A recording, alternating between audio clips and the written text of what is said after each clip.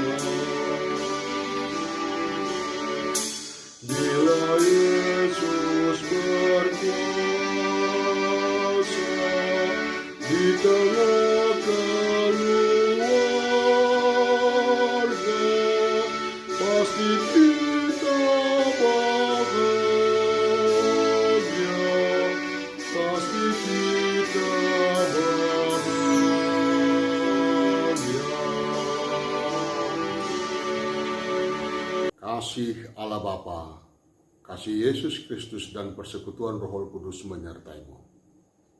Amin. Apa kabar Bapak dan Ibu Saudara yang dikasihi Tuhan?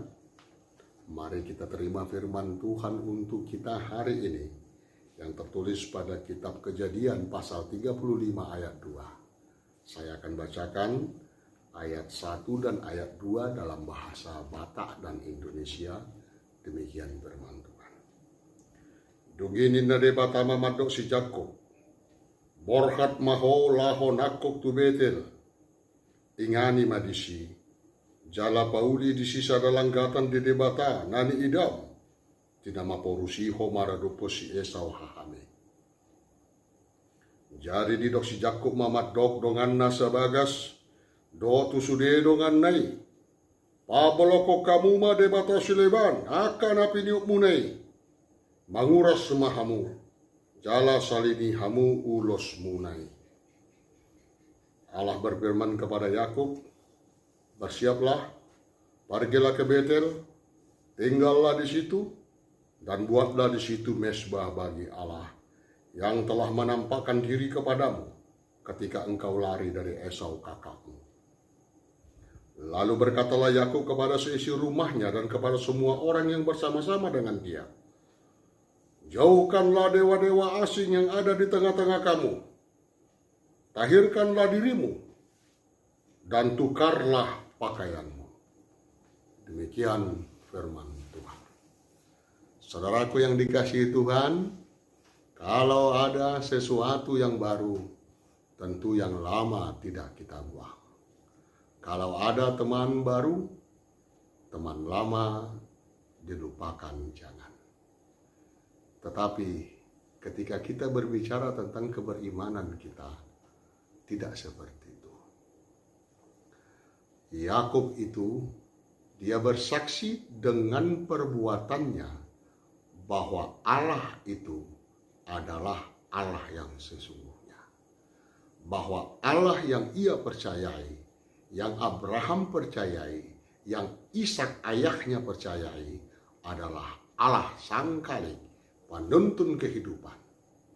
Ada pengalaman pribadi dengan dirinya sendiri. Kira-kira 15 tahun yang lalu. Ketika ia di dalam masa pelarian. Oleh karena ia menipu kakaknya. Yaitu Esau. Dia lari takut. Dan suatu ketika dia sampai di suatu tempat yang namanya Luz. Di sana dia tidur. Dia berbantalkan batu dan dia bermimpi.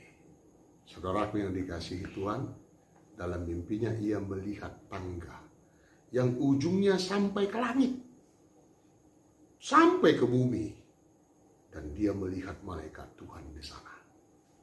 Dia melihat kemuliaan Tuhan yang begitu sangat dahsyatnya, yang begitu sangat luar biasanya, dan dia mendengarkan firman Tuhan yang menyatakan kepadanya bahwa Tuhan memberkatinya. Tuhan akan memberikannya keturunan yang banyak. Dari keturunannya itu juga akan ada raja, akan ada suatu bangsa, dan bangsa itu adalah bangsa yang besar. Yakub juga bernazar ketika itu bahwa ia akan mendirikan mesbah, mendirikan langkatan di Inganani. Dia akan bersembah hanya kepada Allah saja. Inilah nazar dia. Kemudian ia mengganti nama tempat itu yang dulunya Luz menjadi Betel, rumah Allah. Saudara yang dikasihi Tuhan, nas kita ini adalah Allah mengingatkan Yakub bahwa ia dulu pernah bernazar akan mendirikan langkatan mesbah bagi Tuhan di Betel. Nas kita ini sudah menceritakan bahwa ia sudah berjumpa, sudah berbaikan dengan abangnya. Dia sudah kembali lagi dan dia mau melangkah kembali ke tempat di mana ia berjumpa dengan Allah, yaitu Betel. Dan ketika ia kembali diingatkan oleh Allah itu, di ayat 2 ini dia menyuruh, memerintahkan kepada para istrinya, kepada anak-anaknya, kepada budak-budaknya, kepada para pembantu-pembantu atau pelayan-pelayan yang mengikuti dia, supaya mereka menjauhkan dewa-dewa asing, supaya menjauhkan kebiasaan-kebiasaan lama, menjauhkan ilah-ilah yang mungkin mereka bawa. Karena Yakub tahu istri-istrinya itu mengikuti agama atau keberimanan atau penyembahan yang dilakukan oleh ayah mereka, yaitu Laban. Ketika itu dalam masa kekafiran. Demikian juga dengan para budak dan anak-anaknya. Saudaraku yang dikasihi Tuhan, kita melihat di sini posisi sebagai ayah, bahwa dia adalah orang yang ditetapkan oleh Allah sebagai imam, yang membawa istri, anak-anaknya, berikut dengan orang-orang yang berada di dalam rumahnya, supaya mereka beribadah kepada Tuhan. Jauhkanlah dewa-dewa yang ada padamu. Jauhkanlah, tahirkanlah dirimu, tukarlah pakaianmu. Saudaraku yang dikasihi Tuhan, inilah firman itu. Ketika kita mau mendekat kepada Tuhan, kita harus menjauhkan segala sesuatu yang membuat kita menjadi jauh daripada dirinya. Ketika kita mau mendekat kepada Tuhan, maka keikhlasan kita, kerendahan hati kita, itu yang diutamakan. Jangan kita menyembah kepada Allah, tapi juga menyembah kepada ilah-ilah.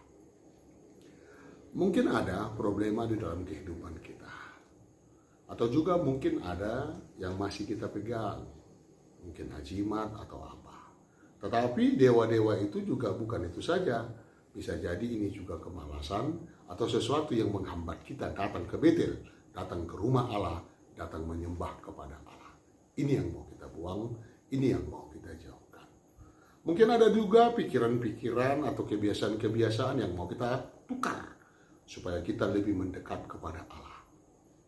Rumah kita adalah Betel, gereja kita juga adalah Betel, dirimu sendiri juga adalah Betel. Mari kita rubah kebiasaan-kebiasaan yang mungkin masih ada, yang disebut dengan lama, yang tidak baik, ketika kita datang mendekat kepada Allah. Saudaraku yang dikasihi Tuhan, mudah-mudahan Tuhan senantiasa menunjukkan kasih anugerahnya kepada kita. Kita dirikan tapajongcong malanggatan di debata di bagas tadi. Rumah kita adalah rumah doa. Tapajongcong manang rohat tabe gabe langgatan di debata. Inganan di debata lahu memakudingi kita, inganatta lahu marsuarakon, suarata tuarupan di debata. Taharing kasoma, maka laputi ulau nadingkan di tonga-tonga ni ngulut ta ganuk marsada-sada. Bina borhat ni hata ni debata. Amin. Kita berdoa. Bapa, Engkau sungguh sangat baik. Engkau memberi kepada kami apa yang kami butuhkan. Engkau mengingatkan kami akan keberimanan kami, supaya kami semakin lebih dekat kepadamu. Ya Tuhan, gereja adalah Betel, rumah Allah. Kami rindu untuk memasukinya.